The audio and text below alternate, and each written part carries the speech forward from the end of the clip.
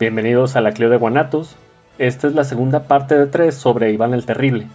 En el podcast pasado, que terminó de manera abrupta, ya que me emocioné grabando y cuando me di cuenta que si era un programa muy largo, solo le di el cortón, se relató la infancia difícil que vivió Iván IV. Primero, perdiendo a sus padres y sus privilegios. Se describió el tiempo en que fue un rehén de los boyardos, recibiendo las amenazas y los maltratos de los Shuisky. Finalmente se contó cómo recobró su libertad y la aparición de actitudes crueles hacia con las demás personas. El 16 de enero de 1547 fue coronado. Durante la ceremonia, Macario se desvivió en discursos extensos y rimbombantes, donde mezcló alabanzas y pasajes de la Biblia. Aseveró que Rusia era la tercera Roma, que la verdadera sede del cristianismo residía en ella y que era el hogar del soberano elegido por Dios. Afirmó que el linaje de su monarca se remontaba a los reyes de Jerusalén, pasando por los emperadores romanos y bizantinos, para finalizar con los reyes de la Rus de Kiev. Vaticinó que las acciones de Iván el Grande parecerían insignificantes en comparación con lo que emprendería su nieto, ya que él sería quien pudiera reunir a todos los pueblos rusos bajo un solo cetro. Es por ello que el título de Gran Príncipe no era algo acorde a su majestad, por lo que Macario le nombró zar de toda Rusia, que viene a traducirse como emperador, una palabra que deriva del nombre César, con la cual los romanos llamaban a sus gobernantes a partir de Augusto. El 3 de febrero de 1547, Iván IV contrajo nupcias con la princesa Anastasia Sakarina, también llamada Anastasia Romanov. Las fuentes la describen como una mujer de buen corazón, de carácter ecuánime, bastante hermosa y, sobre todo, muy religiosa. En pocas palabras, la mujer perfecta ante los ojos del pueblo moscovita. Los historiadores han asegurado que Anastasia fue la única persona a quien Iván amó de verdad. Por esta razón, ella fue capaz de sosegar a su marido en todos los aspectos. La zarina parecía tener un efecto tranquilizador sobre su esposo, a tal grado de controlarlo con una sola palabra. La etapa que va de 1547 a 1560 es catalogada como la mejor del gobierno de Iván IV, ya que generó un impacto positivo en Rusia. Bajo la influencia de Anastasia, fue capaz de dejar de lado su arrogancia y crueldad. En contraparte, logró confiar y aceptar la guía de una serie de consejeros que le ayudaron a realizar reformas por el bienestar del pueblo. En estos años, su política se encaminó a darle una mayor autoridad al poder real frente a los boyardos, dar orden al reino y cimentar la idea de una nación rusa. Además, se creó la Rada, que era un consejo real compuesto por personas de su mayor confianza. Entre ellos se destacaron su mentor Macario, el obispo Silvestre, que procedía de la ciudad de Novgorod, un religioso carismático y enérgico que ayudó al emperador para que procediera de manera moral durante su gobierno. También se encontraba Alexei Adashev, a quien Iván nombró jefe del consejo. Tenía fama de ser buen hombre, inteligente, líder nato, escrupuloso e incorruptible, y que siempre interponía el bienestar de la patria sobre el propio. Finalmente, el príncipe Andrei Kursky, quien a pesar de ser un joven boyardo se ganó la confianza y amistad del zar, poseía un fuerte sentido moral y era un asombroso estratega militar. Gracias a ellos, se organizó por primera vez al Senskisovo, que era una especie de asamblea en donde todos los principados rusos enviaron a un representante. Se dedicaron a revisar el código legal y, después de muchas discusiones y debates, se crearon nuevos decretos. Cabe resaltar que algo realmente importante y positivo fue que el gobierno del zar permitió a los campesinos la elección de representantes, a quienes otorgó el derecho de participar en las gestiones locales y en los procesos judiciales. En 1553 se dio una apertura genuina hacia el mundo exterior, cuando el gobierno inició relaciones comerciales con mercaderes ingleses. La verdadera finalidad era que esto ayudara para que en un mediano plazo se pudieran celebrar tratados entre Rusia y el resto de Europa. Fue durante el gobierno del zar que la primera imprenta llegó al país, y gracias a su devoción y a la influencia del obispo Macario, se ordenó la construcción de gran cantidad de monasterios a lo largo del territorio ruso. El gobierno se consolidó y fortaleció. Era una buena época para la nación y para el soberano. El país prosperaba, y Anastasia le había dado 2 hijas, Ana y María. Debido a esto, Iván decidió que era el momento oportuno de ocuparse de sus fronteras y hacer frente a las amenazas extranjeras. En 1550, por consejo del obispo Macario y por resentimiento propio, decidió acabar con los canatos. Iván nunca subsanó su ignorancia en el arte de la guerra, por lo que confió en sus consejeros y encargó los preparativos de la campaña a Adashev y a Kursky. Ambos fueron capaces de reunir una fuerza de 60.000 hombres e iniciaron la invasión de Kazán. No fue una guerra sencilla. Les llevó bastante esfuerzo y sangre doblegar la resistencia de los tártaros. Por su parte, el soberano ruso recurrió a lo que le había funcionado 10 años antes: elevar sus plegarias a Dios, confiando en que serían atendidas otra vez. El zar llenó su campamento de íconos religiosos y, a la vista de sus hombres, oraba con gran fervor, con lo que, según las fuentes, los soldados se sentían protegidos y aliviados. Después de 2 años de guerra, el Khan de Kazán se rindió ante el ejército de Iván, quien con 22 años obtuvo la victoria más importante hasta el momento del Imperio ruso. En medio de la algarabía de sus soldados, se dio el regreso a Moscú. Fueron recibidos con gran júbilo. Entre el pueblo circulaban alabanzas y canciones. Hacían parecer que solo él había derrotado a aquellos infieles. Para redondear el triunfo, Iván IV fue recibido por su amada esposa, quien llevaba a su primer hijo en brazos. El zarevich recibió el nombre de Dmitri, y con él, el linaje estaba asegurado.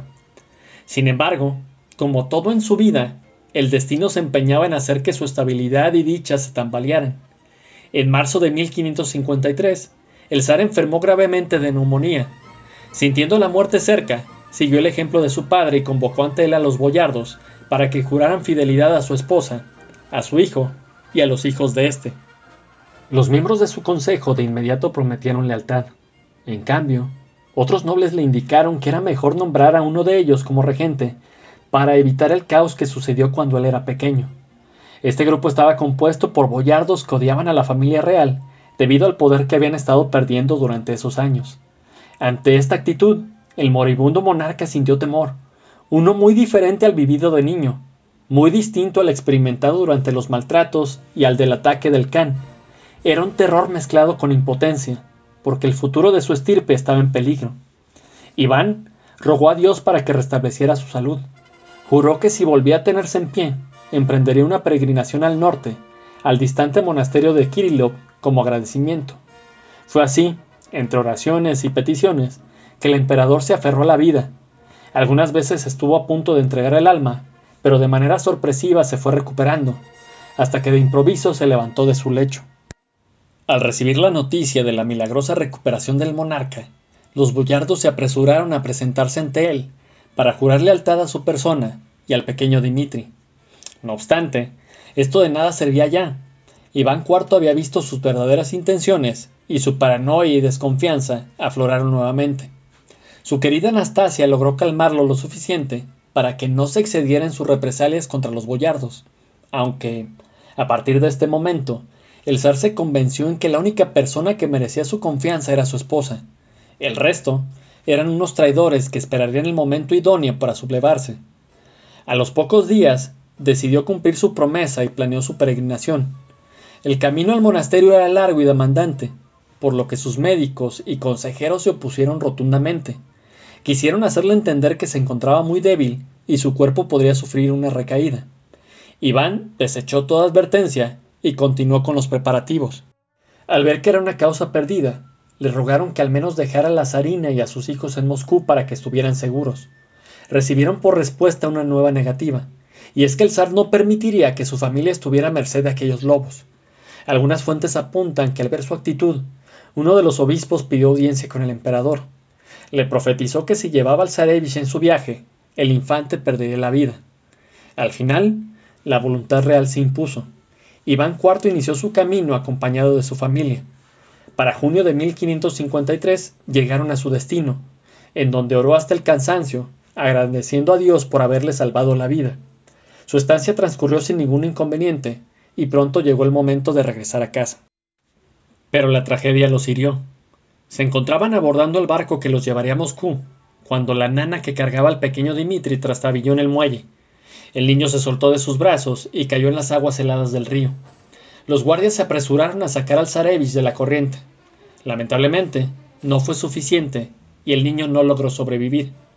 El heredero al trono había muerto. El regreso a la capital fue en medio de un profundo dolor y luto. La desventura provocó problemas en la mente de Iván.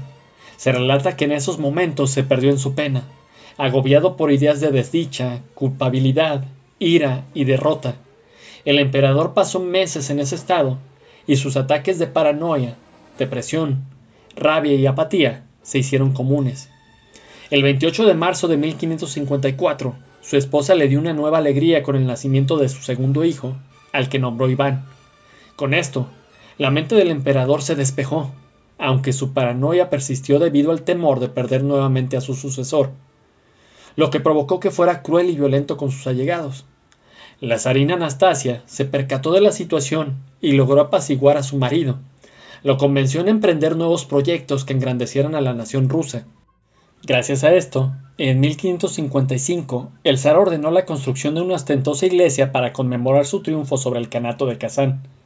Actualmente es la Catedral de la Intercesión de la Santísima Virgen sobre el Foso, o mejor conocida como la Catedral de San Basilio. Pasaron algunos años de paz y tranquilidad, lo que hizo renacer las ansias de expansión y conquista en el zar.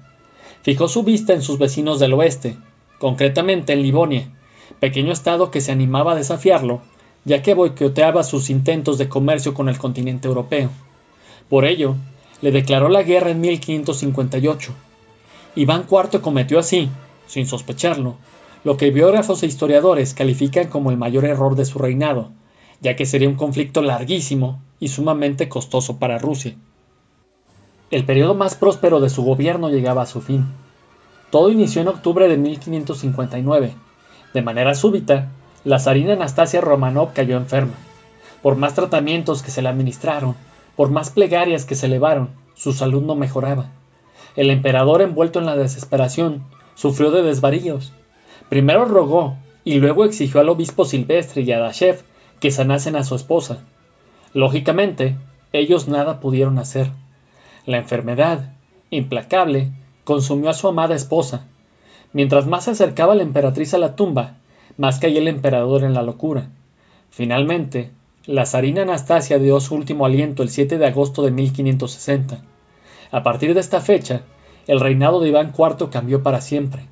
Aquel alabado y benevolente monarca ya no sería el mismo. Debido al dolor, el zar perdió sus cabales. Estaba furioso contra el mundo y nadie estaba exento de recibir su ira, ni siquiera sus más fieles allegados. Acusó a Silvestre y a Adashev de haber envenenado y lanzado hechizos en contra de Anastasia.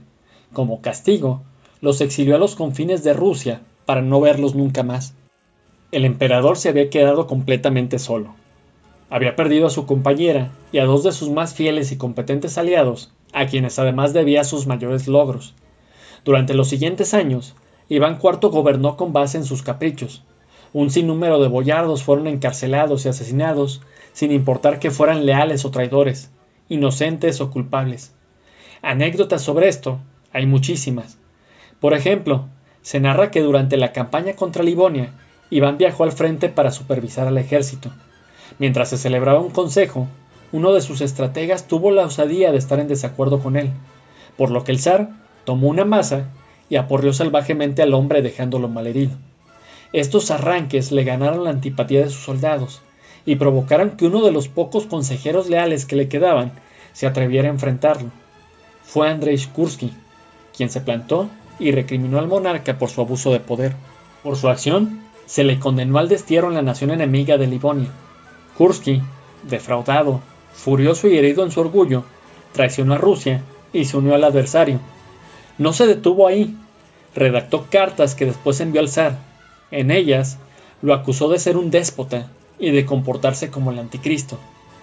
Las misivas afectaron hondamente al soberano, quien, furibundo, escribió sendas respuestas negando todo lo dicho por Kursky. Debido a este hecho, en su interior surgió una necesidad, de que nadie debía desafiarlo nunca más. Para lograrlo, necesitaba hacerse con el control de toda Rusia y de sus habitantes. Por meses, planeó con cuidado cada pequeño detalle. El último mes de 1564 se sintió preparado y ordenó a todo su séquito que con el mayor de los sigilos abandonaran Moscú junto con él, sin dar aviso al resto de nobles. Cuando se percataron de la ausencia del zar, éste ya se encontraba lejos. Los boyardos entraron en pánico y no sabían qué hacer. El país no se encontraba en las mejores condiciones, y por si fuera poco, la cruenta guerra continuaba. Necesitaban urgentemente un guía, y el más apto era el emperador. Iván IV era su única manera de conseguir la victoria. A pesar de su comportamiento excéntrico de los últimos años, seguía siendo para ellos el elegido, aquel a quien Dios escuchaba y complacía. El 3 de enero de 1565 recibieron una carta enviada por el zar. En ella se les informó que se dirigía rumbo a la ciudad de Alejandría Slóboda para entregar el zarato ruso en manos de traidores. Les dejó entrever que si llegaba un momento de verdadero apuro, podría ser que reclamara de nueva cuenta la corona. Atónitos, los boyardos se apresuraron a responderle. La misiva estaba llena de alabanzas y cumplidos que engrandecían al soberano. Le confesaron que se habían dado cuenta que estaba disgustado con ellos y que por eso abandonaba el reino y a sus habitantes. Sin embargo, le hicieron saber que ellos no eran más que pobres ovejas sin un pastor que las guiara entre aquellos lobos que las iban a devorar. Por eso le imploraban que cambiara de opinión. El plan de Iván había funcionado. Le respondió que no abdicaría siempre y cuando cumplían con dos condiciones. La primera es que debían darle el derecho a exterminar a cualquiera que él considerara un traidor. La segunda, que fundaría un reino separado del actual, uno que solo le perteneciese a él. En ese sitio tendría su propio ejército, su propia corte y sus propias leyes. En pocas palabras, les exigió que le otorgaran el poder absoluto, que lo convirtieran en un rey todopoderoso, sin posibilidad de recular.